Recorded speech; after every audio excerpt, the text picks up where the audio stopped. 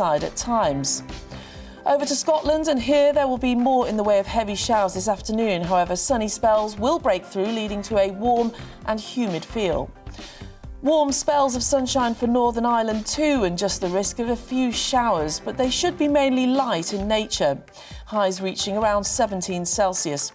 Plenty of sunny spells to end the day across the UK then, but still the risk of some heavy showers. And that's how the weather is shaping up for the rest of the day.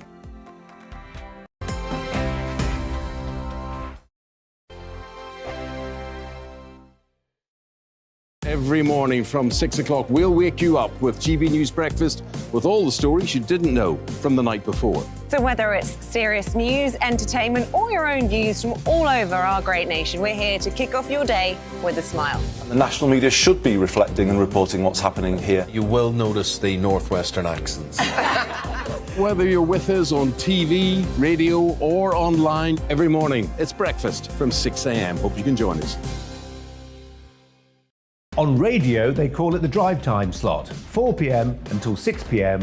as listeners head home. It's that part of the schedule when the dust of the day's events begin to clarify, and we try to make sense of it for you. Brazier is drive time for radio and TV. It's fast, it's punchy, it's opinionated, there's a Brazier angle and a little bit of levity. That's the question. That's two questions, actually. That's Brazier, Monday to Thursday, 4 till 6 on GB News.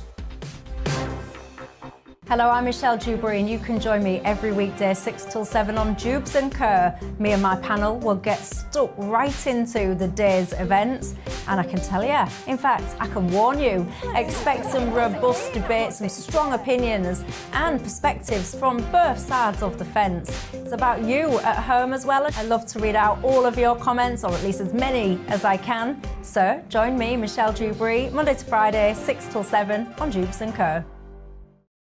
I'm Dan Wootton. Join me Monday to Thursday from 9 to 11 for the feistiest and most fun news debate on TV, where free speech reigns. I'll bring you a sharp take on the day's biggest stories, bombshell newsmaker interviews, and A-list guests. And I guarantee you, no spin, no bias, no censorship, and no reason to go to bed. That's Dan Wootton tonight, Monday to Thursdays from 9 on GB News.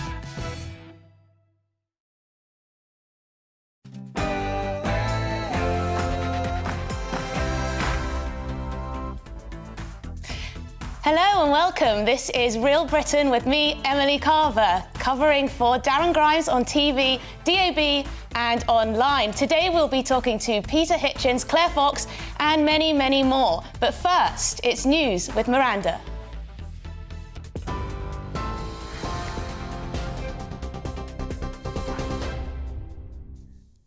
Thank you. Good afternoon. It's 1 minute past 2. Top stories from the GB newsroom.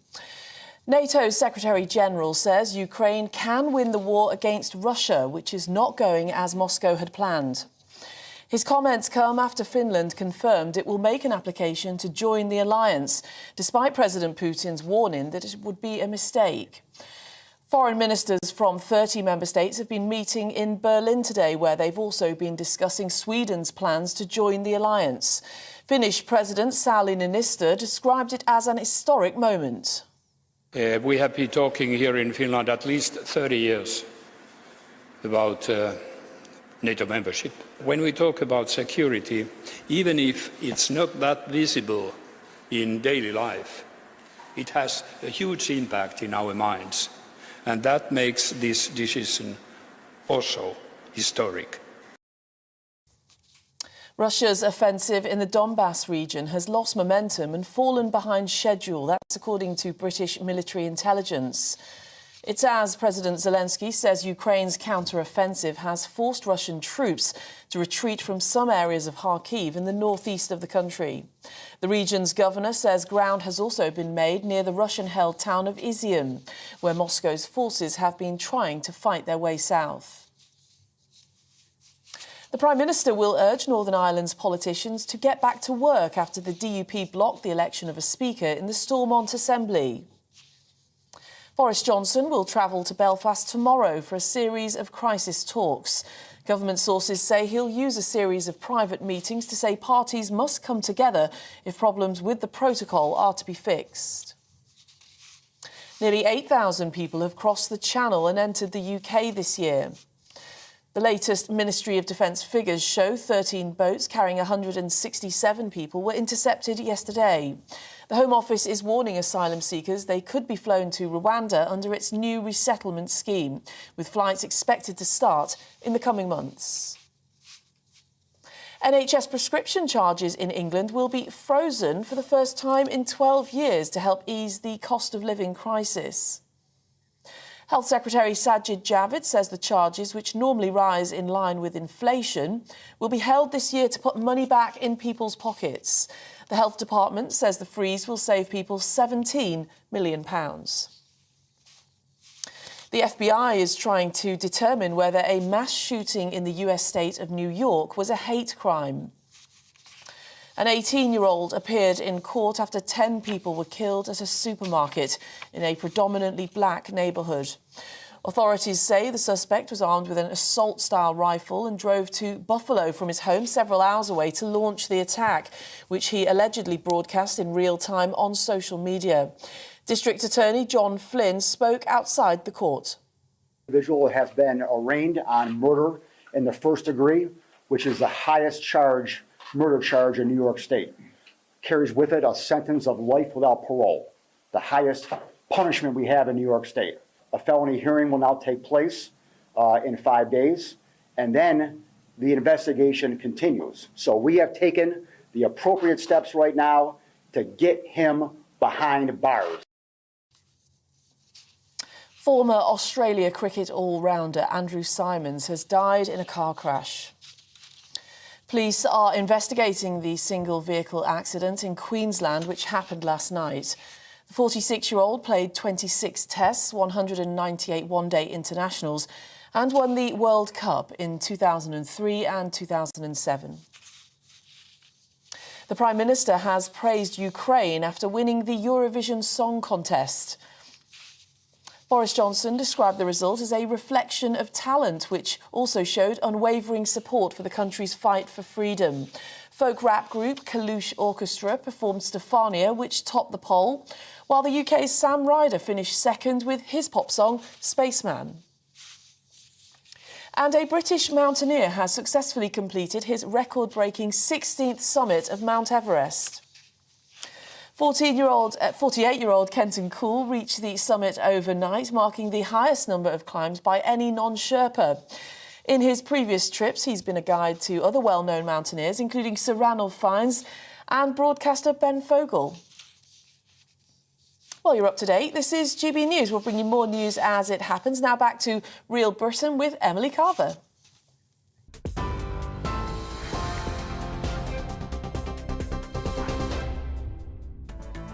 Welcome to Real Britain with me, Emily Carver. Thank you so much for tuning in to my first ever TV show. Thanks so much. I hope you'll enjoy it and stay with me for the hour. So here's what's coming up on the show. Sadiq Khan has been visiting some weed farms.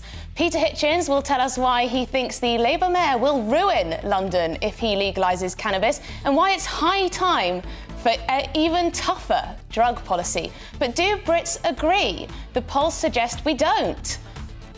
Also, is the Human Rights Bill a gift to lefty campaigning lawyers, terrorists and criminals, or a fundamental line of protection in any democracy? We'll have the debate.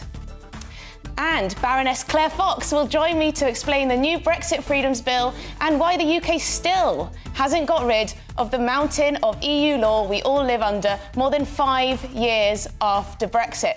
Where's that bonfire of red tape we all were promised?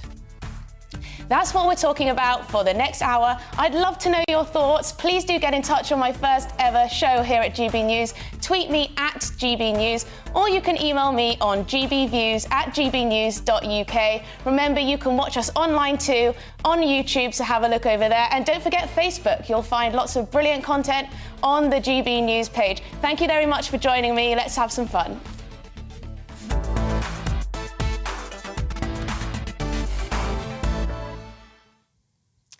Have you too fallen out of love with our NHS. For decades, we've been told our health service is the envy of the world, that whenever we can't get an appointment or are left on a waiting list for days, weeks, months, years even, that it's only because we're not putting enough money into it. If only the government weren't so tight-fisted and penny-pinching, all its problems would be solved. Then we're told the only other option available to us is the system in America, a country where millions are left sick and untreated if they can't fork out for private insurance. We're told that we should be grateful simply for its very existence. The principles of the NHS were to be universal, high quality, equitable, comprehensive, free at the point of delivery and centrally funded. Can we honestly say our NHS is staying true to these principles? If people are waiting months and years for routine operations, is the NHS still universal? Universally inadequate, perhaps, unless you happen to have won the postcode lottery. Is it high quality? Well, not if we judge it on its record of keeping people alive. We consistently rank near bottom in the category for patient outcomes compared with other developed countries. Is it equitable? With nearly 6.4 million people, a staggering 1 in 9 of the population, stuck in queues for routine treatment in England, I'm not so sure. 306,000 people have been waiting for more than a year for their operation. Freezing prescription charges, as announced today, won't make up for that distress of not knowing when you'll be treated. Is it comprehensive? Well, if you've tried to get a GP appointment recently, I don't think so. And as former Health Secretary Jeremy Hunt describes in his new book, the NHS was at times a rogue system under his leadership, suffering from a cover-up culture which led to tragic and avoidable deaths. But is it still free at the point of delivery? Well, yes, it is. But according to a recent survey, 85% of patients on NHS waiting lists have paid for or are considering private medical treatment. That's hardly a sign of resounding success on that front. But hey, at least it's remained centrally funded. Yes, the pandemic has a lot to do with the extreme backlogs the NHS is now facing. It was plain for all to see that from March 2020, the NHS became a COVID service rather than a health service. But to blame the backlog on COVID would be a lie. Even before the pandemic, England waiting lists were at a record high of 4.4 million. And we still weren't brilliant at keeping people alive then either. Last year, the NHS budget reached in excess of £170 billion. So, if we want to increase it, where on earth does that money come from? And the system, it isn't serving those within it either, unless you happen to be part of the managerial elite. Then you're quite likely to be earning more than the Prime Minister, or perhaps you've got on board with the diversity and inclusion industry and bagged yourself a 60k job for telling people to check their white privilege. For hard-working doctors and nurses, the system isn't serving them either. Why does our establishment suddenly become little Englanders when it comes to health?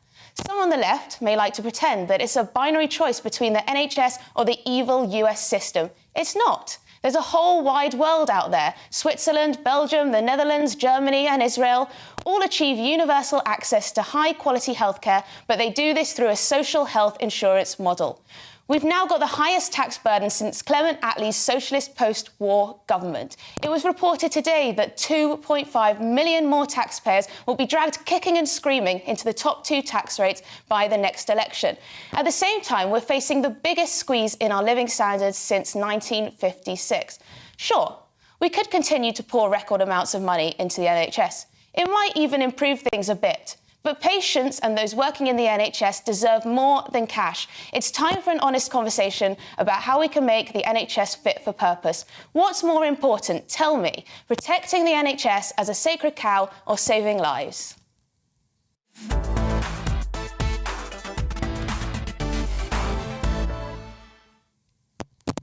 So that's my thoughts on the NHS. Please do get in touch if you agree with me, if you think the NHS needs more than just more cash, if it needs reform, if we need root and branch reform. Will that ever happen? So Sadiq Khan, the London mayor, has set up yet another commission, this time to look at the UK's laws on cannabis, with an eye to legalising some psychedelic substances. The London mayor made the announcement during a trip to America, where he was pictured inside a massive weed farm. Bit strange. This provoked a shadow cabinet backlash. with the Labour Shadow Home Secretary reportedly furious, according to the Huffington Post. But does Sadiq Khan actually have a point on this one? Public opinion is generally with him, in London at least, believe it or not, and an increasing proportion of public health practitioners say prohibition of cannabis is harmful. Joining me now is Peter Hitchens from the Mail on Sunday. Hi, Peter. Thank you so much for joining me on my first ever time presenting here on GBNews. How are you? So far, so good, thank you. Now, I'm no fan of Sadiq Khan. I tend to not agree with him on anything. But does he not have at least a little bit of a point here?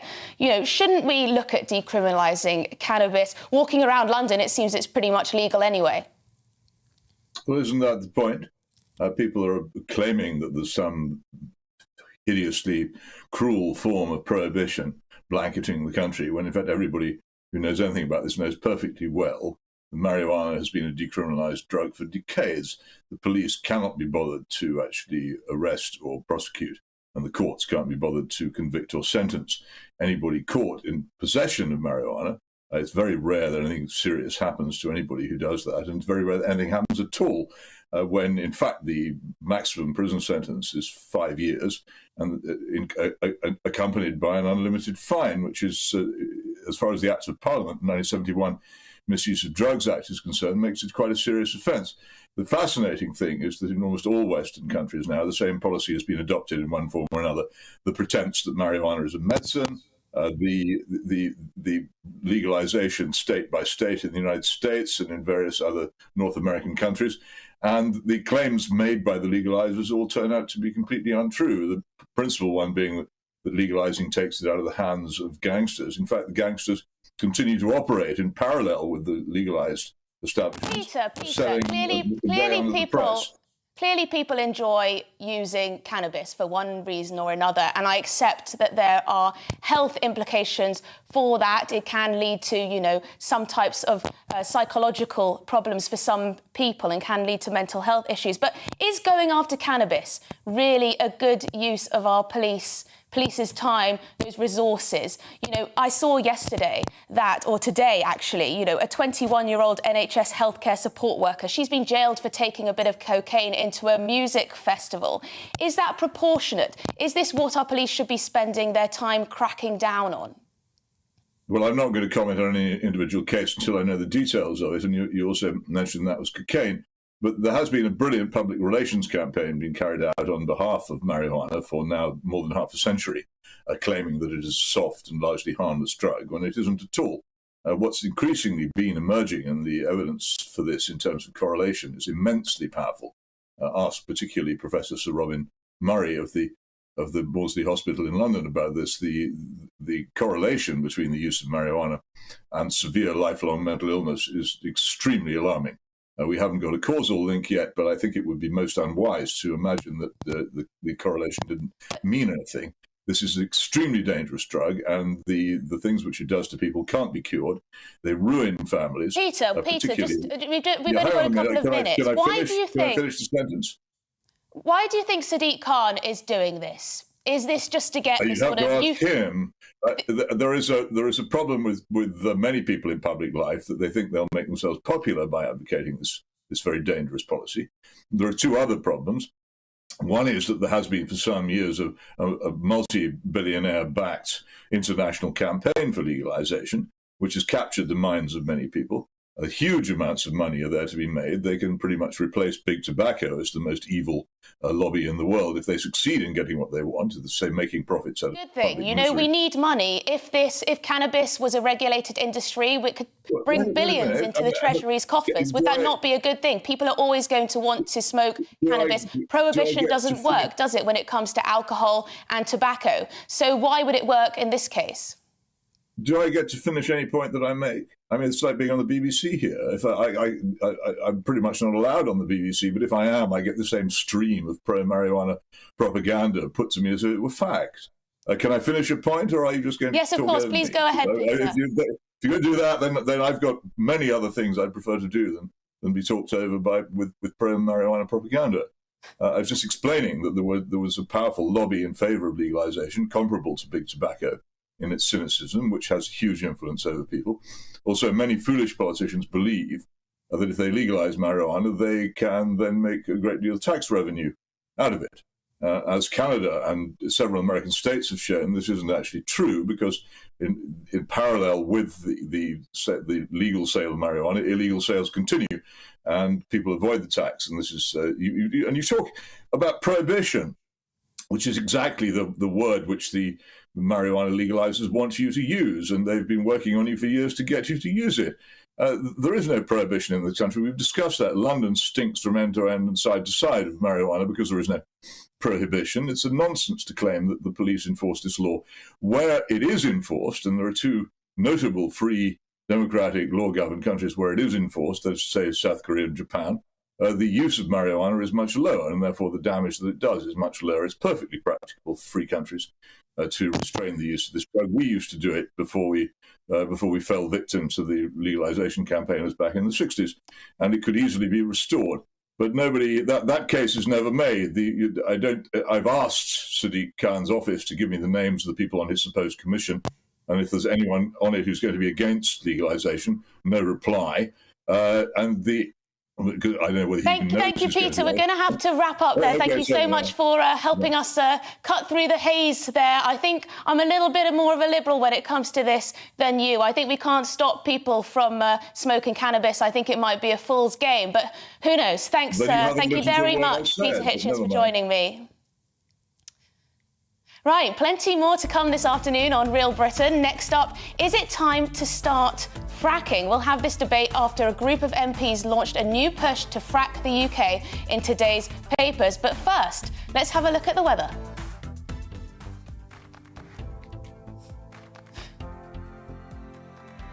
Looking ahead to this evening's weather, and the UK is looking cloudy at times. Let's have a look at the details. Zooming into the southwest, and it'll be a mostly dry evening with plenty of warm, sunny spells, although cloudier in the east where an odd, sharp shower is possible.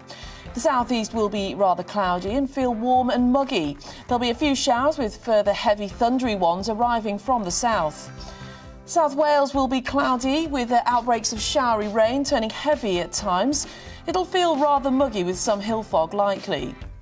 It's a similar story across the Midlands as we end the day, a rather cloudy picture with showers which could be heavy at times. Muggy here with some murky conditions over the hills. The northeast of England will end the day mostly dry but also rather cloudy. There will be some bright or sunny spells, and an isolated shower is also possible towards the south. Little changes as we head north to southern Scotland. It remains mostly dry but rather cloudy. The odd shower is possible along with some brighter spells, feeling warm for most. It'll be a rather cloudy but pleasantly warm evening across Northern Ireland too, although with some brighter spells likely. Mostly dry here with only an isolated shower possible. So a muggy feeling across the night will follow for many, especially in the south where there will be further heavy thundery showers. And that is how the weather is shaping up overnight into tomorrow morning.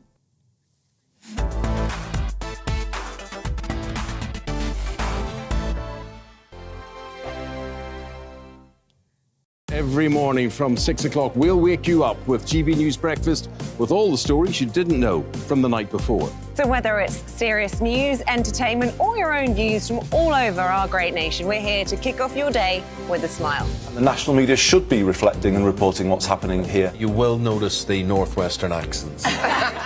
Whether you're with us on TV, radio, or online, every morning, it's breakfast from 6 a.m. Hope you can join us. On radio, they call it the drive time slot, 4 p.m. until 6 p.m. as listeners head home. It's that part of the schedule when the dust of the day's events begin to clarify, and we try to make sense of it for you. Brazier is drive time for radio and TV. It's fast, it's punchy, it's opinionated, there's a Brazier angle, and a little bit of levity. That's the question. That's two questions, actually. That's Brazier, Monday to Thursday, 4 till 6 on GB News. Hello, I'm Michelle Dewberry, and you can join me every weekday 6 till 7 on Jubes and Kerr. Me and my panel will get stuck right into the day's events, And I can tell you, in fact, I can warn you, expect some robust debate, some strong opinions and perspectives from both sides of the fence. It's about you at home as well. I love to read out all of your comments, or at least as many as I can. So join me, Michelle Dewberry, Monday to Friday, 6 till 7 on Jubes & Co. I'm Dan Wootton. Join me Monday to Thursday from 9 to 11 for the feistiest and most fun news debate on TV, where free speech reigns. I'll bring you a sharp take on the day's biggest stories, bombshell newsmaker interviews, and A-list guests. And I guarantee you, no spin, no bias, no censorship, and no reason to go to bed. That's Dan Wootton tonight, Monday to Thursdays from 9 on GB News.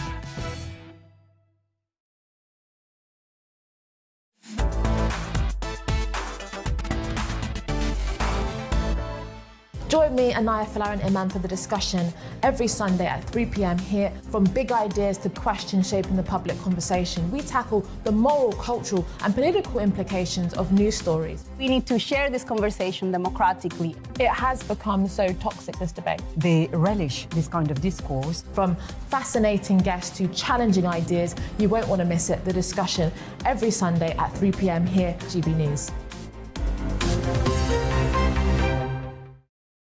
Join me, Anaya Falarin Iman, for the discussion every Sunday at 3 p.m. here. From big ideas to questions shaping the public conversation, we tackle the moral, cultural and political implications of news stories. We need to share this conversation democratically. It has become so toxic, this debate. They relish this kind of discourse. From fascinating guests to challenging ideas, you won't want to miss it. The discussion every Sunday at 3 p.m. here, GB News.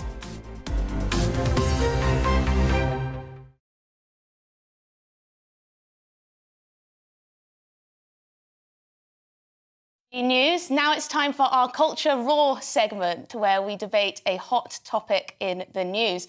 Now, this morning, it's a story that you might have missed. In the Telegraph, I believe, 35 Conservative MPs and peers have written to the Business Secretary, urging him to seriously consider lifting the effective ban on fracking in a forthcoming review, which some fear will be a whitewash. They point out that the earthquake risk.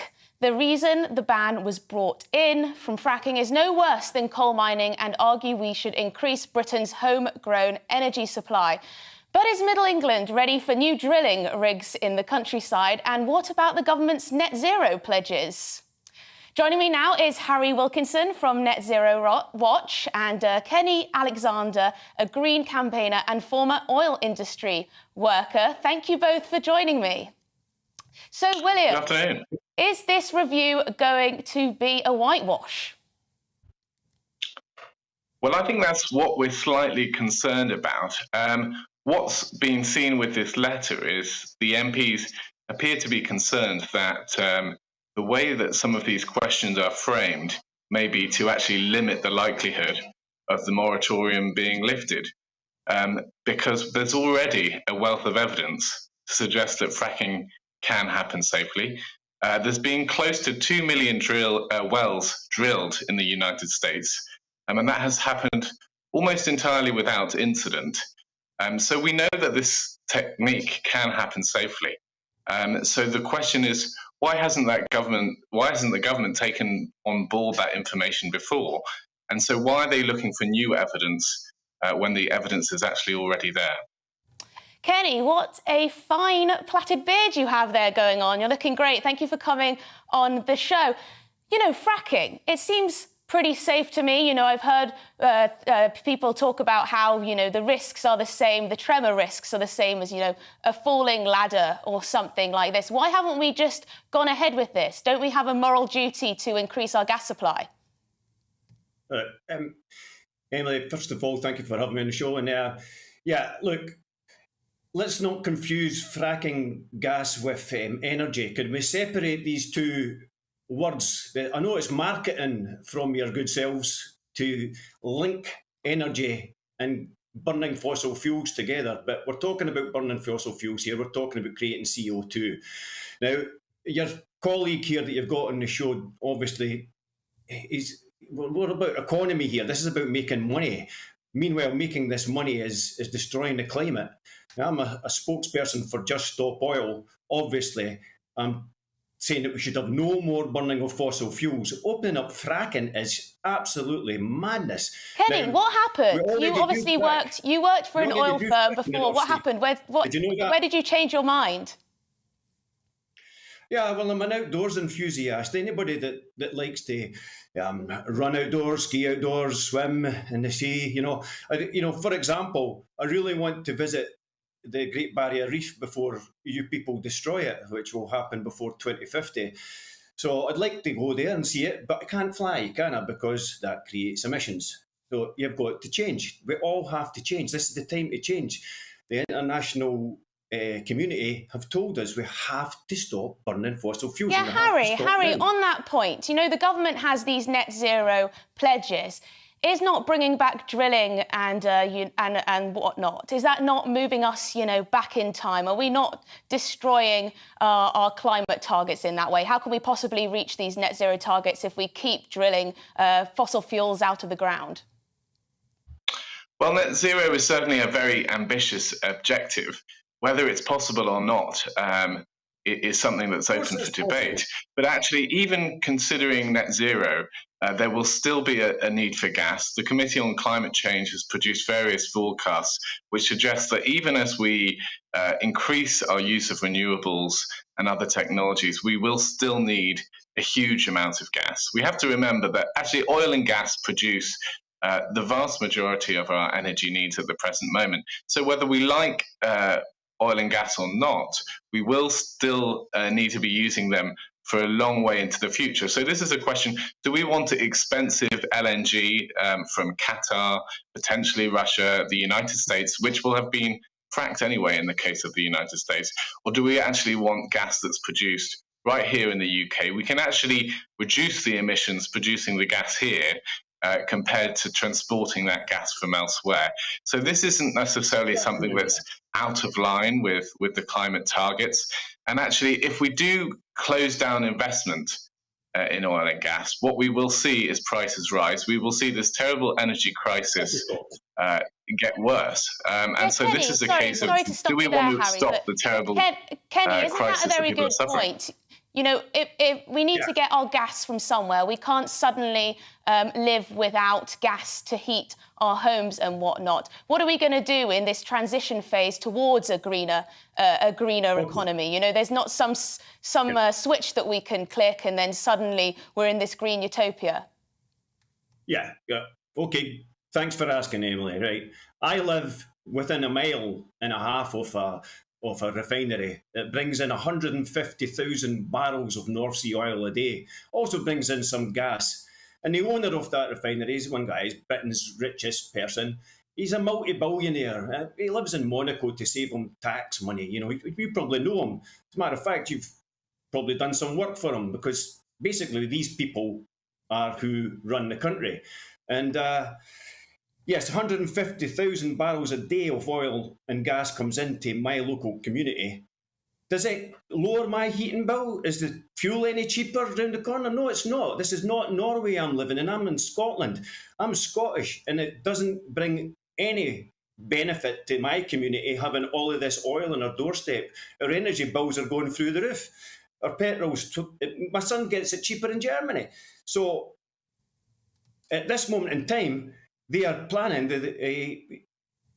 He's in business with the Chinese and they're talking of restructuring the local refinery so as they can then remove the oil from the North Sea abroad, potentially, maybe to China, where they can ignore the net zero targets and just do the emissions and wreck the ecosystem and do away with the local jobs.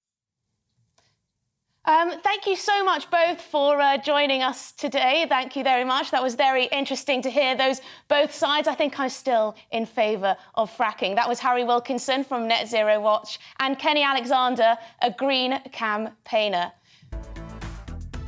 You're with GB News on TV and DAB radio. Next, we'll be joined by Baroness Claire Fox to discuss why 5 years after Brexit, we're only just starting to scrap EU laws with a new Brexit freedoms bill.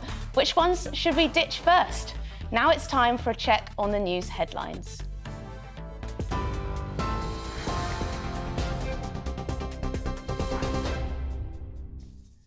Good afternoon, it's 2:32. The top stories now this hour. NATO's Secretary-General says Turkey isn't looking to block Finland and Sweden's plans to join the alliance, and he's confident an agreement can be reached. His comments follow Finland confirming it will apply for NATO membership. That's despite President Putin warning that it would be a mistake. Jens Stoltenberg also believes Ukraine can win the war against Russia. Russia's war in Ukraine is not going as Moscow had planned. They failed to take Kiev. They are pulling back from around Kharkiv. But Ukraine stands. NATO is stronger than ever. Europe and North America are solidly united.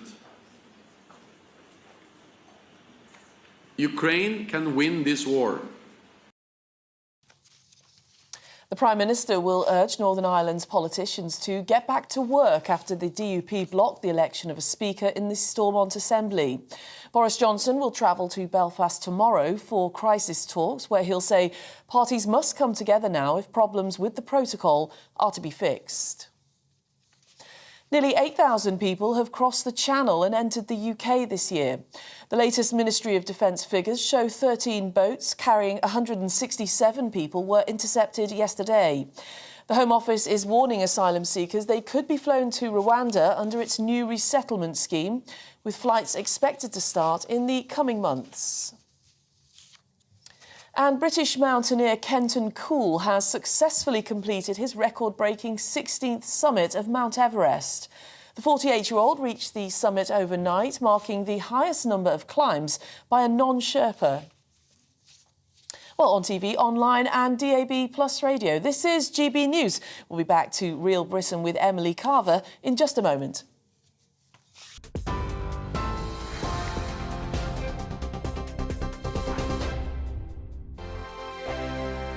Every morning from 6 o'clock, we'll wake you up with GB News Breakfast with all the stories you didn't know from the night before. So whether it's serious news, entertainment, or your own views from all over our great nation, we're here to kick off your day with a smile. The national media should be reflecting and reporting what's happening here. You will notice the northwestern accents.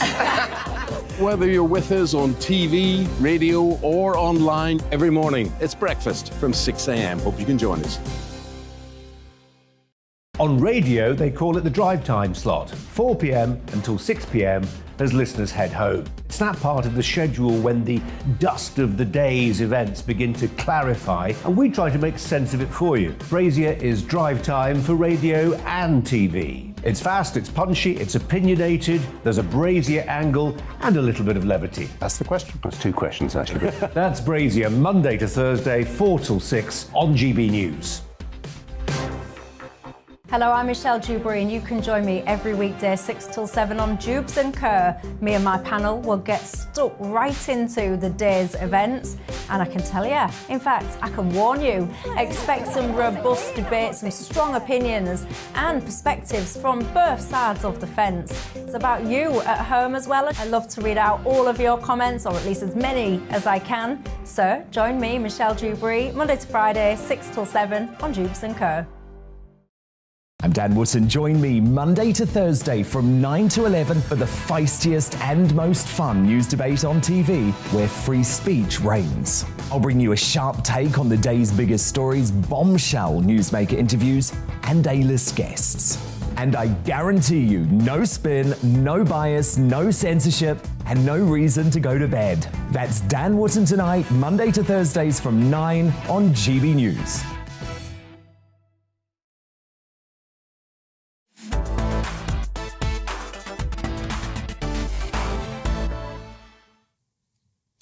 Thank you for joining me back on Real Britain on GB News. Thank you for joining me on my first ever show here covering for Darren Grimes for 1 hour, 2 till 3. So the government announced in its Queen's speech on Monday plans for a Brexit Freedoms Bill. Sounds good to me.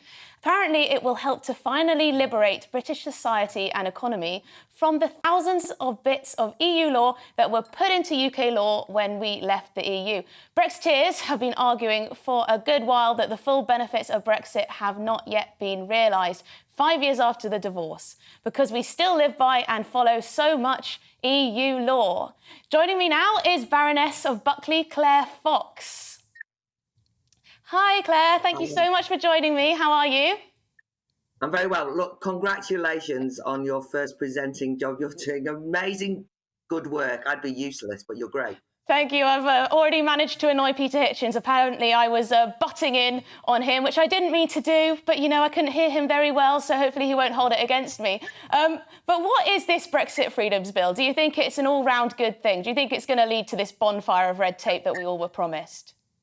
Of course, it's a good thing that we say that we're going to review every single law that we domesticated when we left the EU. But I don't want to just fall for the hype, by the way. It's always great when a government says it's going to get rid of laws, but I actually fear that although we've left the EU, we're bringing in far too many laws in the UK of our own volition. So that's one bad thing. Secondly, Lord Frost said a really good thing about these retained EU laws. He said, let's have a commission, open it up to the whole of the country to discuss what laws we should keep and which ones we should get rid of and so on and so forth. And that idea went when Lord Frost resigned. And I'm rather disappointed that now what they've done is they're just saying we're now going to do this a bit by parliamentary fiat through, you know, what they call Henry VIII rules, which means that there won't be much parliamentary discussion. So yes, I want to get rid of the laws. Every Brexiteer and non-Brexiteer should be pleased to get rid of regulations that hold us back. But I think it could be more democratically done. Yeah, I had it in my head that, you know, we would go through all those regulations that we'd inherited from the EU with a fine-tooth comb and decide which ones were serving us and which ones weren't for the businesses and individuals in this country. You know, it seems that this government is priding itself on making more and more rules, bills, regulations. I think there were 38 mentioned in the Queen's speech. What is this obsession with creating more laws? Where does that come from? Well, that's one of our problems, isn't it? Which is, for example, we have left the EU and therefore you could scrap VAT on energy bills, but we won't do it. So, you know, it's not as though getting rid of the laws or changing the law liberates us. But I do fear that there is an increasing reliance by politicians on regulations and law rather than setting social norms through leadership, having a sense of moral authority where not everything has to be legislated on. The law is a really hard hammer to use on some very minor things that you want to change in society. Sometimes you have to win arguments. You shouldn't just make things criminal. So if you think the Queen's speech this time is introducing 38 new bills, and if you look at them, I would say huge numbers of them are not necessary. I think, you know, you're having a discussion later about the Human Rights Act. I think it's great when you have a sense of renewal. You know, if you say the Human Rights Act should be looked at, maybe we should have a Bill of Rights. I'll leave that debate for later for your programme. But that is the spirit in which you actually try and roll back legal, prescriptive ways of governing. But I'm afraid this government is no different to any other. The reason why it's great that we're not in the EU, though, is that we are, at least as voters, in control of making that criticism. When we're at in least the EU, we can decide to mess up our statute book if we want to. Now, I just want to ask you also, because obviously we've heard all sorts about the Northern Ireland Protocol. Do you think it's time that we act unilaterally? Because it does seem to me that the EU just aren't going to budge on this. Absolutely. I mean, by the way, as much as one can be critical of the EU, precisely the benefits of Brexit is, my criticism is with the government. The government should have dealt with the protocol long before this. There's been far too much fudging and dodging of this issue. We all know that the protocol was an unsatisfactory thing that got signed over. People like me voted for it in the European Parliament. I'm not denounced, you know, we know what happened. But since then, the EU is intransigent. It's going to leave the 6 counties of Northern Ireland in the EU's jurisdiction, and that destroys the United Kingdom. And even if you're somebody who thinks that the Ireland at some point might voluntarily decide to unite, the time when we voted to leave the EU was a united kingdom, including Northern Ireland. And it's abysmal that the British government is still fudging. We should just now make the decision to get rid of the protocol, yeah. And while I've got you here also, the, what's it called? The public order bill, the protests bill, the policing bill that's going through, that was confirmed in the Queen's speech that it's going ahead. Now, I'm in two minds about this. I've hated seeing Extinction Rebellion and Just Stop Oil interrupting people's lives, essentially being allowed to act willy-nilly, being able to, stop people living their lives, blockading oil. They seem to be deeply anti-democratic in their aims, in a lot of their aims. But also, on the other hand, I like freedom. I like people to have, to feel free to protest. I certainly don't want too many rules when it comes to that. Where do you stand on this? So I'm exactly the same as you, Emily. I have mixed feelings. I think that there are plenty of public order pieces of legislation that are pretty draconian, by the way, which could be used against Just Stop Oil type demonstrations, Extinction Rebellion, and the police aren't using them. They seem to be kind of rather ambivalent about it. I think this new bill will appeal to people popularly because it brings in new offences like locking on, so that the police can deal very quickly through the law with people who, glue themselves and stop the M25 working and so on. I understand the sympathy and sympathise with people's hostility to that. However, actually, when you look at the public order bill, and I've read it all, then actually there's an awful lot of very dangerous parts of the legislation which will not just affect Extinction Rebellion. It doesn't say there will be stop and search if you go into a demo, or protest protection orders. I can't remember what they're called now. It doesn't say they'll only be used on the protesters you don't like. They could be used against anyone. So we've got to be very careful that in our irritation with the anti-democratic shenanigans of Extinction Rebellion, we don't throw away our own freedoms. And I would urge everyone to read the bill. It's quite short. Read it all and see, do you really think that this is necessary to deal with those anti-democratic environmentalist types? Or in fact, should we be much more narrowly concentrate on what we need to do to make sure they don't stop society, but don't get in the way of the rest of us having the right to protest? Very important. And by the way, I expand on all this in my GB News podcast on Inside the Lords. So I hope that people will kind of listen in on some of the insider gossip from what happens in Parliament, because I do think the public should be much more involved in that debate and need to know what's going on.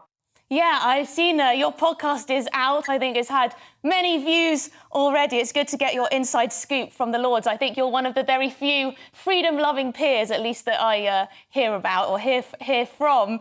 But yeah, it seems to me with this protests bill, with this public order bill, it seems to me that we've already got laws in place to deal with things like obstruction of the highways.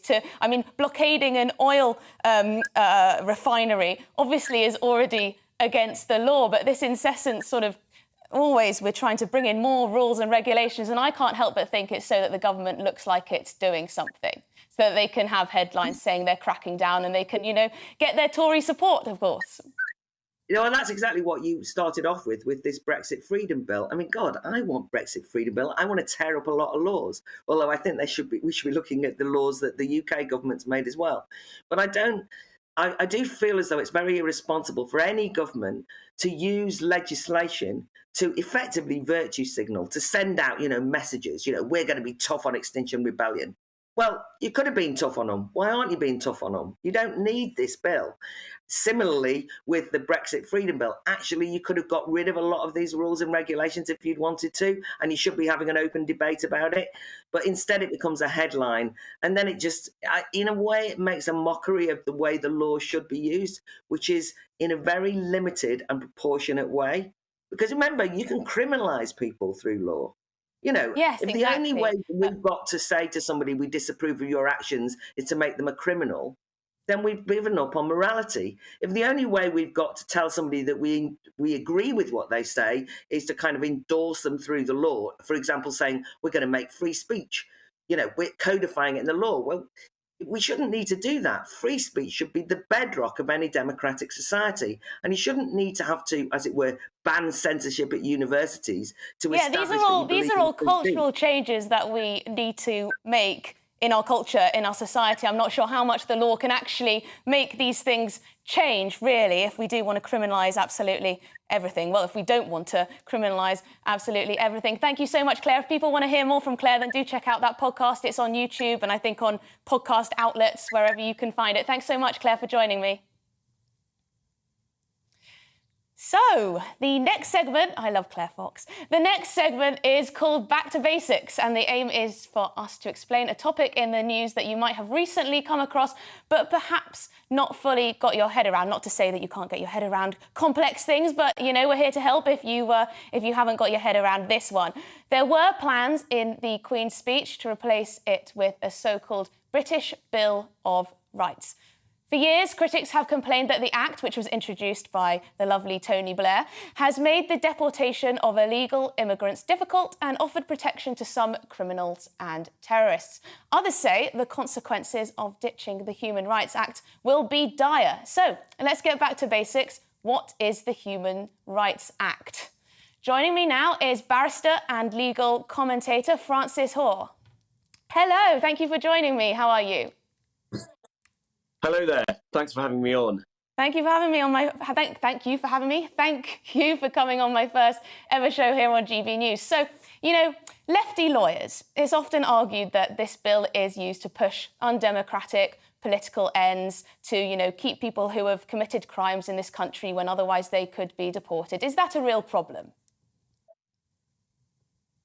Well, the Human Rights Act was intended to incorporate in British law that the three jurisdictions of the United Kingdom, Northern Ireland, Scotland and England and Wales, the European Convention of Human Rights, and to allow courts to give effect to those convention rights which we developed in accordance with many other countries after the Second World War, which are effectively set out significant rights that we have developed in this country, and we had a huge influence in developing them. And those are laws; those are convention.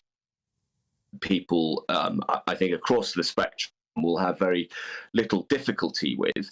And the purpose of the Human Rights Act, in part, was to allow the courts in this country to give effect to those rights, and to ensure that where public authorities had breached them, and where they had acts or omissions by public authorities were in breach of rights, important rights under the convention, the direct effect could be given to it, and the courts would have an obligation to ensure that public authorities abided by them.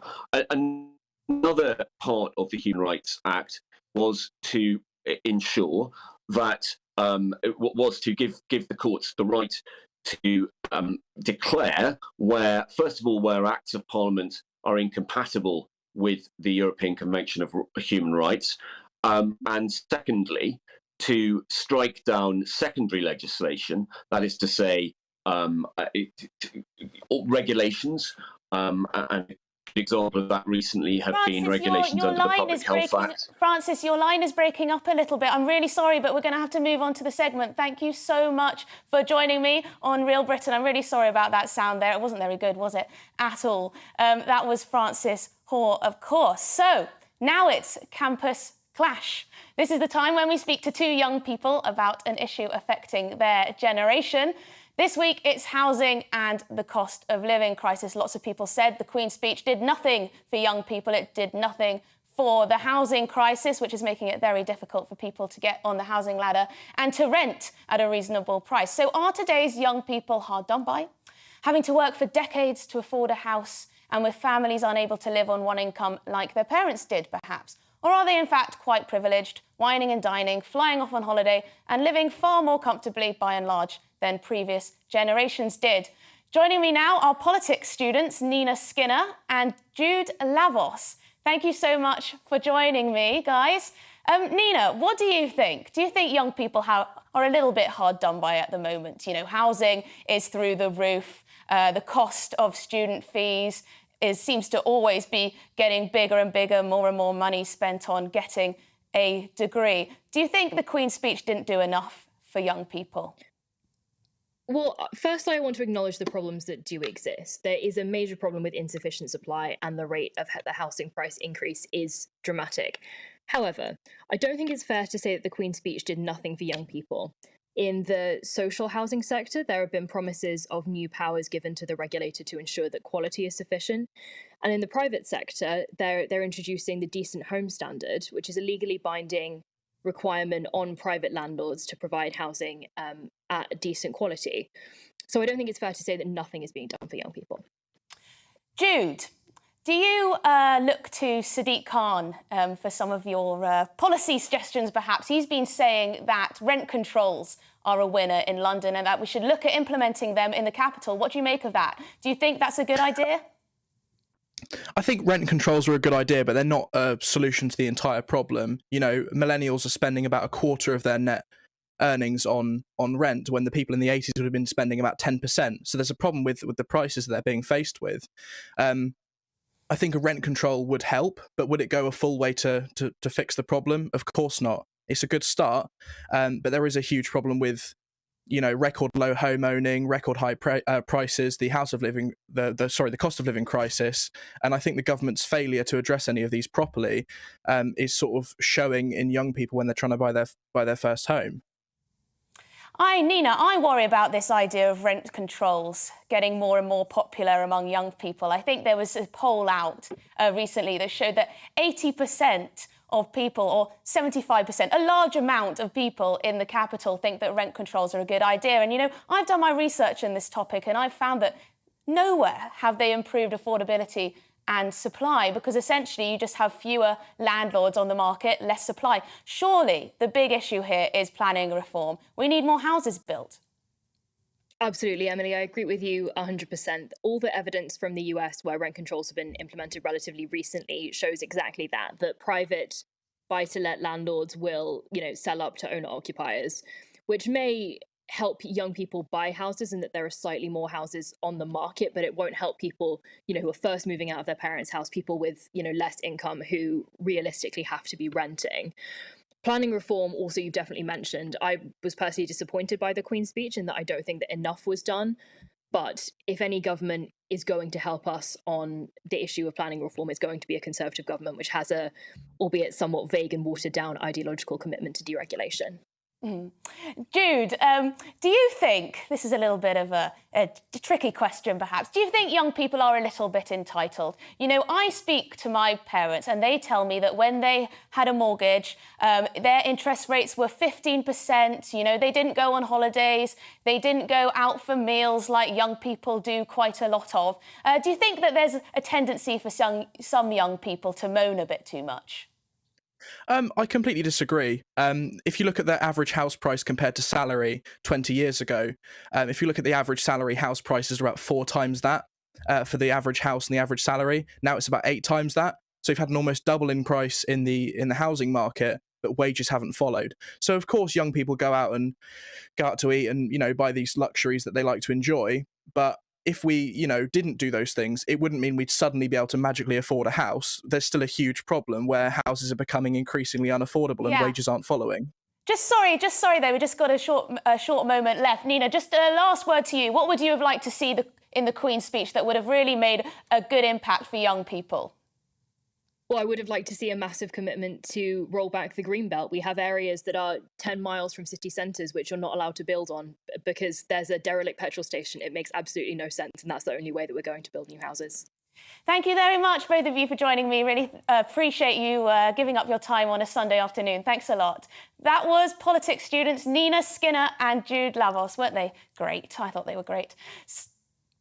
So you've been watching Real Britain with me, Emily Carver. Thank you so much for your company. Thank you for joining me on my first ever presenting slot on GB News. I hope you tune in next week again for Darren Grimes. He'll be back from his little holiday every Saturday and Sunday at 2 p.m. But for now, I'll leave you with the weather.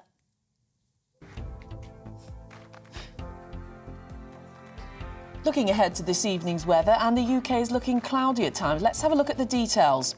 Zooming into the southwest, and it'll be a mostly dry evening with plenty of warm, sunny spells, although cloudier in the east where an odd, sharp shower is possible. The southeast will be rather cloudy and feel warm and muggy. There'll be a few showers with further heavy thundery ones arriving from the south. South Wales will be cloudy with outbreaks of showery rain turning heavy at times. It'll feel rather muggy with some hill fog likely. It's a similar story across the Midlands as we end the day, a rather cloudy picture with showers which could be heavy at times. Muggy here with some murky conditions over the hills. The northeast of England will end the day mostly dry but also rather cloudy. There will be some bright or sunny spells and an isolated shower is also possible towards the south. Little changes as we head north to southern Scotland. It remains mostly dry but rather cloudy. The odd shower is possible along with some brighter spells, feeling warm for most. It'll be a rather cloudy but pleasantly warm evening across Northern Ireland too, although with some brighter spells likely. Mostly dry here with only an isolated shower possible. So a muggy feeling across the night will follow for many, especially in the south where there will be further heavy thundery showers. And that is how the weather is shaping up overnight into tomorrow morning.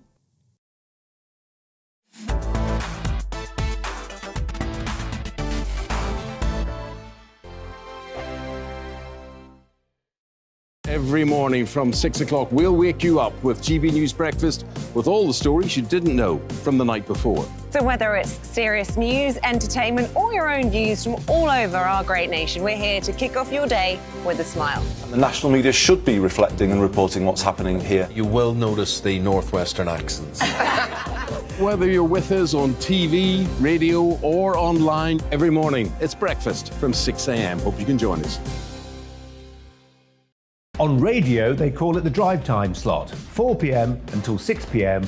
as listeners head home. It's that part of the schedule when the dust of the day's events begin to clarify, and we try to make sense